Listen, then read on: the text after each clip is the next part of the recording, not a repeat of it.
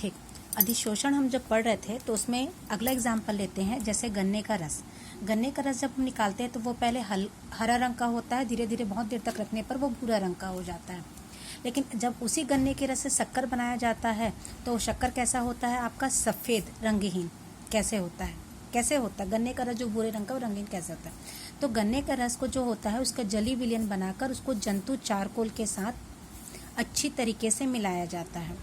तो जो गन्ने के रस का भूरा रंग होता है, भूरा पीला रंग होता है, वो जंतु चारकोल द्वारा अधिशोषित हो जाता है। मतलब जंतु चारकोल उस रंगीन पदार्थ को अपनी सतह पर ही पकड़ कर रख लेता है। ठीक, जब अपनी सतह पर रंगीन पदार्थ को अपनी सतह पर रख लेगा तो उसके बाद जो हम छानेंगे, जो क्षणित मिलेगा, उस क्षणित क्या हो जाएगा? आपका रंगहीन हो जाएगा। ठीक, वो रंगहीन पदार्थ जो मिला है आपका, अगर हम उसका क्रिस्टलीकरण करें तो क्रिस्टलीकरण करने के बाद जो आपको क्रिस्टल मिलेगा वो क्या कहलाता है? शक्कर। और शक्कर क्या होता है आपका? रंगहीन। सफ़ेद को क्या बोलते हैं हम लोग? रंगहीन। ठीक है, तो ये सब क्या है? अधिशोषण के उदाहरण हैं। अब अधिशोषण के दो घटक होते हैं। एक होता है अधिशोषक जिसको बोलते हैं एडजॉर्बेंट, और दूसरा होता है अधिशोष्य जिसको बोलते हैं एडजॉर्बेट।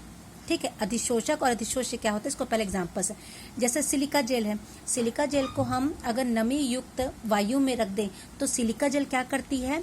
वायु में से नमी का अधिशोषण करती है। ठीक है, अब ये जो सिलिका जेल है इसकी सतह पर अधिशोषण हो रहा है, इसलिए ये है आपका अधिशोषक।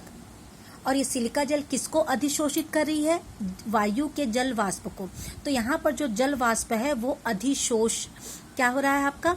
उसका जल वाष्प का अधिशोषण हो रहा है, इसलिए वो कहलाएगा अधिशोष्य। जिसकी सतह पर अधिशोषण की घटना घटित होगी वो अधिशोषक है, और जिस पदार्थ का सतह पर अधिशोषण होना है वो अधिशोष्य कहलाएगा। तो परिभाषा क्या बनी? अधिशोषक की वह पदार्थ जिसकी सतह पर अधिशोषण की घटना होती है वो अधिशोषक है, और जिस पदार्थ का ठोस या द्रव की सतह पर अधिशोषण होता है, ये ठोस या द्रव की सतह पर आकर्षित होकर इकट्ठा होता है, वो अधिशोष्य कहलाता है। मान लो ये सिलिका जेल है तो सिलिका जेल हो जाएगी अधिशोषक, और ये जो छोटे छोटे जल वाष्प के कण है वो क्या हो जाएंगे? अधिशोष्य। ठीक है, अब अवशोषण। अवशोषण क्या होता है? एक मिट्टी लीजिए, मिट्टी का ढेला लीजिए और मिट्टी के ढेले को पानी के ऊपर पानी डाल दीजिए। क्या होगा? मिट्टी का ढेला ऊपर में ही गीला होगा कि अंदर से पूरी तरीके से गीला हो जाएगा? अंदर से पूरी तरीके से गीला हो जाता है ना। तो वह प्रक्रिया जिसमें पदार्थ के अणु ठोस के बाहरी सतह को पार करके अंदर प्रवेश करके सभी जगह समान रूप से वितरित हो जाते हैं, अवशोषण कहलाता है।